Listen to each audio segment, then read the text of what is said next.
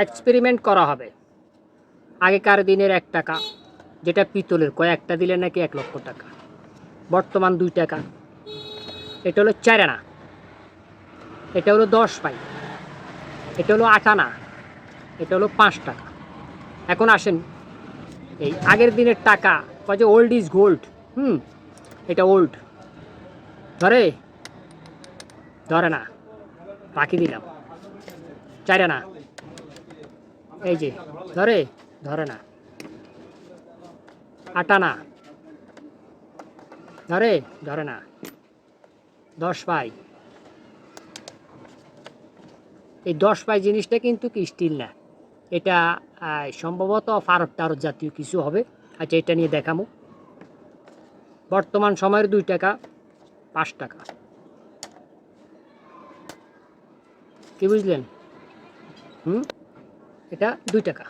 ওকে, আচ্ছা ঠিক আছে, এক্সপেরিমেন্ট যা করলাম।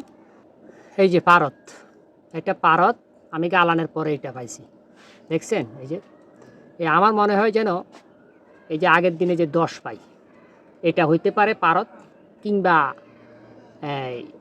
কোনো সিলভার, আমরা যে সিলভার বলি, অর্থাৎ সিলভারের প্লেট, খোড়া, বালতি, ওই জাতীয় কিছু। এটা খুবই পাতলা, খুবই পাতলা। তবে পারত কিছুটা ওজন, আবার পাতলাও, যেমন এইটা পাতলা, গালানের পরে এটা যখন অনেকগুলো একসাথে হয় তখন ভারী। একটু এক্সপেরিমেন্ট করলাম যার কি, যে ওল্ড ইজ গোল্ড। আগের 8 আনা আর এখনকার 2 টাকা, এটা পুরোটাই লোহা দিয়ে তৈরি, দেখতে স্টিল। এটা অরিজিনাল স্টিল, তাই এটা চুম্বুকে আকর্ষণ করে না।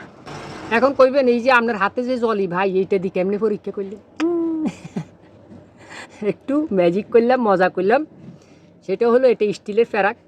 এটার নাম যে স্টিলের ফেরাক দিছে, এটাও ডুবলি, এটাও লোহার। এই যে, তাহলে কেমনে বুঝলাম? ছোট একটা চুম্বুকের টুকরো আমার হাতে আছে, এই যে লাগাই দিলাম, ঠিক আছে? এই যে দেখেন, এখন এই যে মারতেছেন, ধরতেছে। এই যে চেক করার জন্য দেখাইলাম আসল আর নকল, তাই বললাম ওল্ড ইজ গোল্ড।